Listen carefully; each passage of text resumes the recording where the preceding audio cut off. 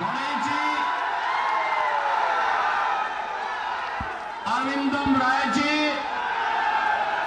गीतांजला सेठी जी, ललित बेहरा जी, कृष्णचंद पांडा जी, दुर्गा प्रसन्न नायक जी, तेजेश्वर परिदा जी, राम नारायण मोहंते जी, जो हमारे जिलाध्यक्ष हैं कटक के, और उपस्थित भारतीय जनता पार्टी के मेरे सभी उपस्थित बहनों और भाइयों, मैं केंद्रपाड़ा के जुड़े हुए आप सभी उपस्थित बहनों और भाइयों का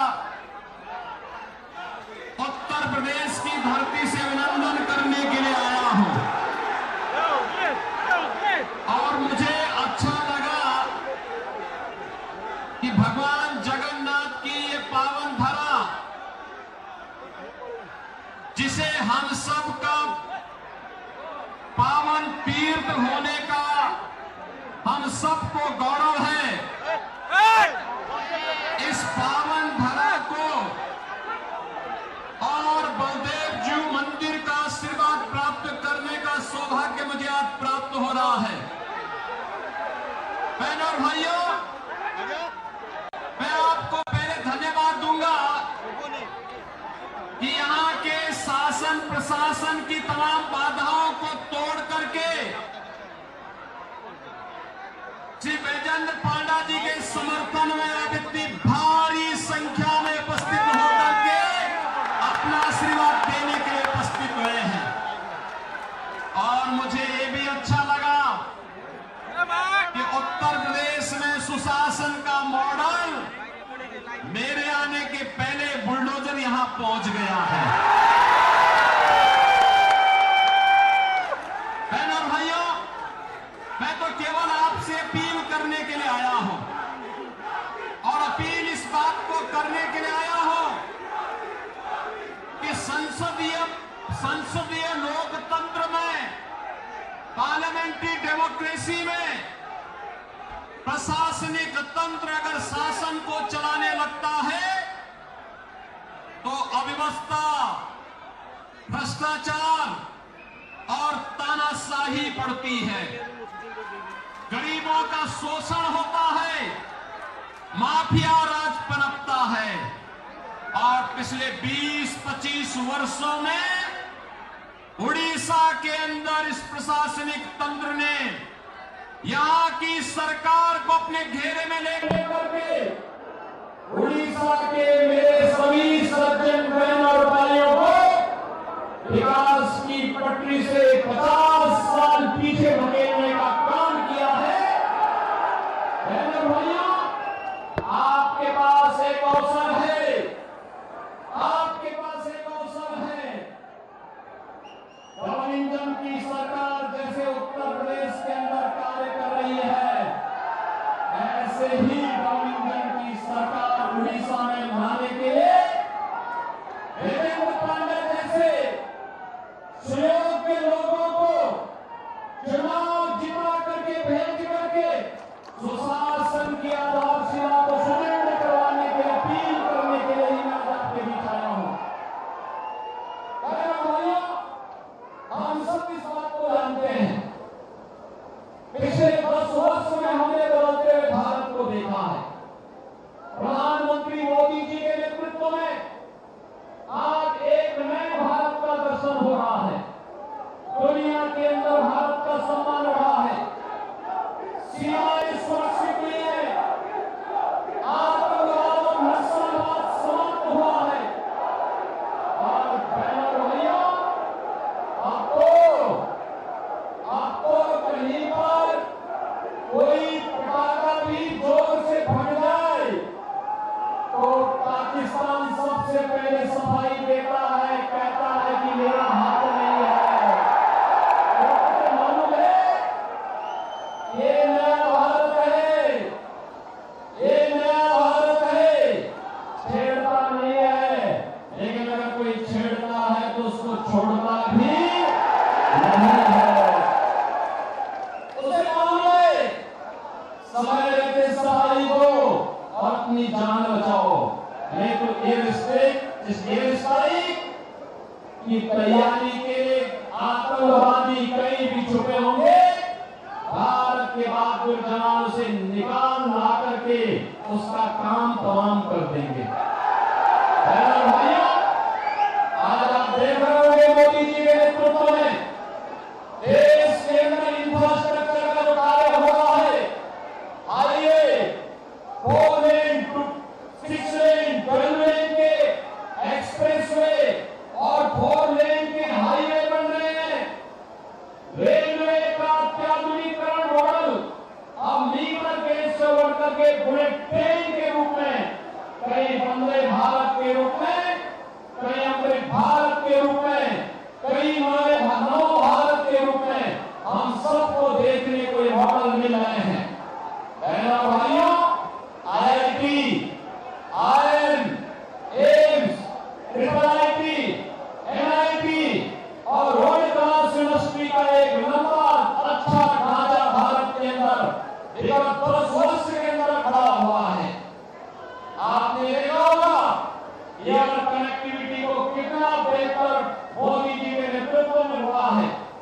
देश की आजादी के पहले से लेकर के 2014 तक जितने एयरपोर्ट भारत के अंदर बने थे, 10 वर्ष में उससे ज्यादा एयरपोर्ट मोदी जी के नेतृत्व में देश के अंदर बने हैं। एक तरफ highway, railway, waterway, airway, metro जैसे अत्याधुनिक सुविधाएं जनता जनार्दन के लिए तैयार है, वहीं दूसरी ओर गरीब कल्याणकारी योजनाओं को भी जिस तेजी के साथ भारत के अंदर लागू किया गया है, वह बहनों और भाइयों आपके सामने है। भारत दुनिया का अकेला देश है जो 80 करोड़ लोगों को फ्री में राशन दे रहा है। और आश्चर्य है कि राशन भेजते मोदी जी हैं और यहाँ नवीन पटनायक के नौकरशाह उसका अपना नाम सस्ता करते हैं। पैसा दिल्ली से आता है, लेकिन यहाँ की सरकार गुमराह करती है। याद करिए बहनों भाइयों, 60 करोड़ लोगों को देश के अंदर आयुष्मान भारत में 5 लाख रुपए का प्रतिवर्ष स्वास्थ्य का लाभ प्राप्त हो रहा है।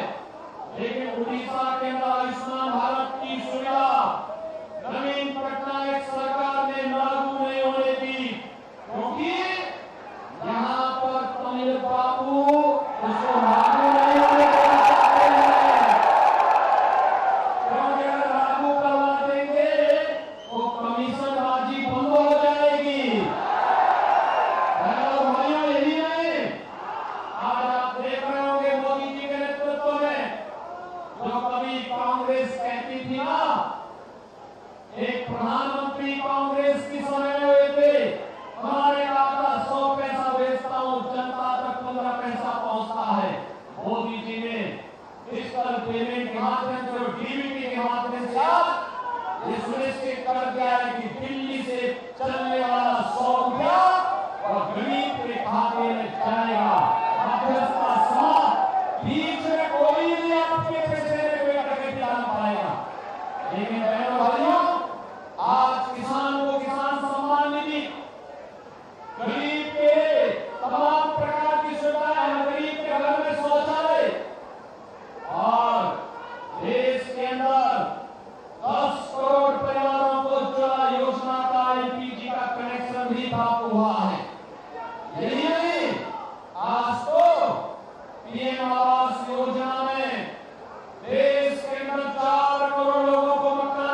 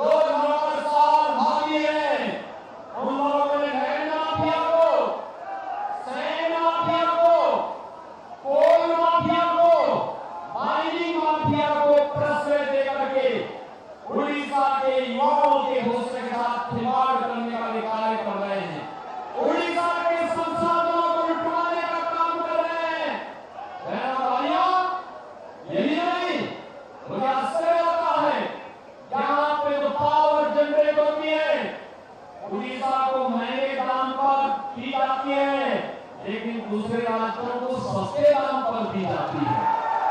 क्या अराजकता है? ये अराजकता इसलिए क्योंकि नवीन बाबू इन नौकरशाही के चक्कर में पड़ गए हैं और उनको इन लोगों के द्वारा गुमराह किया जाता है। इसलिए बहनों भाइयों, आपने इतना लंबा समय नवीन पटनायक जी को दिया है, लेकिन इससे उड़ीसा विकास नहीं कर पाया। बहनों भाइयों, आज आप यूपी को देखिए। यूपी 2017 के पहले इसी प्रकार के माफियाओं के सिकंजे में था। कहीं नैन माफिया था, कहीं पर कैपिटल माफिया था, कहीं पर माइनिंग माफिया था, कहीं सैंड माफिया था। आज यूपी के अंदर सभी माफिया को हमने उल्टा टांग करके उनकी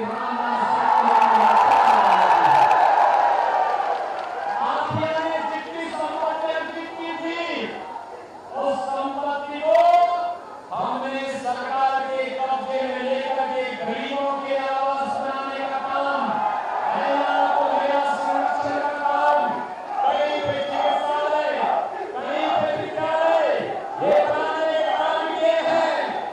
और हमने देखा कि बेटी और व्यापारी की सुरक्षा के माफिया खतरा बना है, तो फिर बुलडोजर का बेहतर इस्तेमाल करके उसको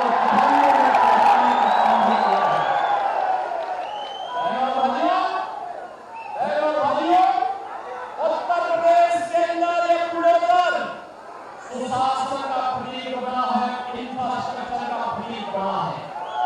आज मोदी जी के नेतृत्व में, मोदी जी के नेतृत्व में आज उत्तर प्रदेश सुशासन का और सुरक्षा का एक मॉडल खड़ा कर चुका है। रेवेन्यू सरप्लस स्टेट है, 25 करोड़ की आबादी है और खुशहाल जीवन जी रही है, सुरक्षित भी है। देश के अंदर सबसे अच्छा, सबसे ज्यादा इन्वेस्टमेंट भी वहां पे आ रहा है। बहनों भाइयों, डबल इंजन सरकार का लाभ ऐसे प्राप्त होता है और इसीलिए मैं आज आपके पास आया हूं।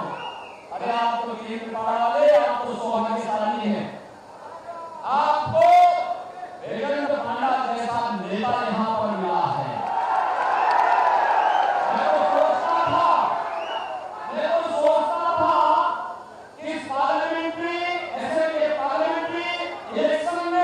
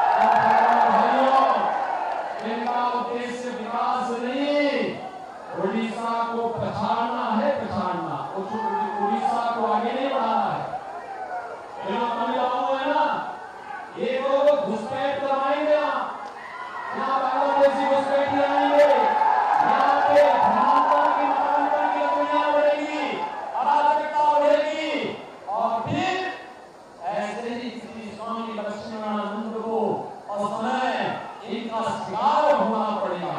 एवं भाइयों, ये स्थितियां आने पाए, ये स्थितियां आने पाए, इनकी नीतियां आतंकवाद को बढ़ाने वाली है, अराजकता को बढ़ाने वाली है। भारतीय जनता पार्टी की नीति विकास और सुशासन का मॉडल है और सुशासन और विरासत और विकास का जो मॉडल है वह देखना है। तो मैं आपसे कहूंगा, इलेक्शन के बाद एक बार वेतन जी के साथ यहाँ पे असेंबली के हमारे कैंडिडेट को चला करके बार भेजे और मैं इनसे सबसे कहूंगा, एक बार केंद्र और भगवान बलदेव जी इस मंदिर के पावन धरा की जनता जनार्दन को लेकर काशी, अयोध्या और मथुरा का दर्शन करने के लिए आप आइए। आज आप काशी आएंगे, बहनों भाइयों, आज आप काशी आएंगे ना, तो काशी में आपको एक नई काशी दिखाई देगी, एक नई काशी। मोदी जी के नेतृत्व में काशी का कायाकल्प हुआ है और आज आप अयोध्या आएंगे, आपको लगेगा कि प्रभु राम साक्षात प्रकट होकर के आशीर्वाद दे रहे हैं। अयोध्या में देखने को मिलेगा। आप मथुरा आएंगे तो आपको लगेगा कि भगवान जगन्नाथ, भगवान बलभद्र जी, माता सुभद्रा तो जगन्नाथपुरी में विराजमान है, लेकिन आशीर्वाद मथुरा में प्राप्त हो रहा है। देखेंगे आप कितना भाव आपके जीवन में मिलेगा। ये है कायाकल्प और उसी के लिए हम आपके पास आए हैं। वोट आपका है, बहनों भाइयों, देश आपका है, चुनाव भी आपका है, भविष्य भी आपका है, देश भी और प्रदेश उड़ीसा भी आपका है, फैसला भी आपका है और एक वोट भी आपका है। आपका एक वोट उड़ीसा और भारत की तस्वीर और तकदीर को बदल देगा। और इसलिए मैं आपसे अपील करने का आया हूं, 5 चरणों के चुनाव संपन्न हो गए हैं। बहनों और भाइयों, 5 चरणों के चुनाव में देश के अंदर अलग-अलग राज्यों में ले जाने का अवसर प्राप्त हुआ और मैं एक बात कह सकता हूँ, एक ही बात गुजरात के देश में एक समय में लोग बोल रहे हैं कि फिर एक बार, फिर एक बार, फिर एक बार मोदी सरकार और अब की बार 400 पार, तो 400 पार में केंद्र वाला भी होना चाहिए। एक दूसरा, जब नवीन बाबू 400 पार का नारा सुनते हैं तो पूछते हैं ये 400 कैसे? तो हम कहते हैं आप तो 21 पे ही लड़ पा रहे हैं, तो आप तो सरकार बना नहीं पाएंगे, तो आप लड़के करेंगे क्या? आप तो लड़ नहीं पाएंगे, सरकार बना नहीं पाएंगे, तो लड़के करेंगे क्या? और इसलिए इन लोगों को सबको इस बात के लिए चक्कर आता है, इनका दिमाग घूमता है। 400 बीजेपी 400 पार करेगी। हमने कहा 400 पार, जनता जनार्दन कहती 400 पार, वो कैसे?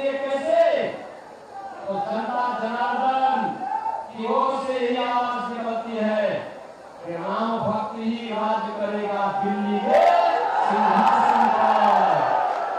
जनता जनार्दन की ओर से यह आवाज आती है कि राम भक्ति ही राज करेगा दिल्ली के सिंहासन पर। और नरेंद्र मोदी जी परम राम भक्त और जनता जनार्दन कहती है कि हम वोट इसलिए बीजेपी को कौन चुनाव चिन्ह पर पद और इसलिए देना चाहते हैं क्योंकि जो राम को लाए हैं, तो राम को लाए हैं, तो राम को लाए हैं, हम उनको लाएंगे और उड़ीसा में भी कमल खिलाएंगे, खिलाएंगे ना?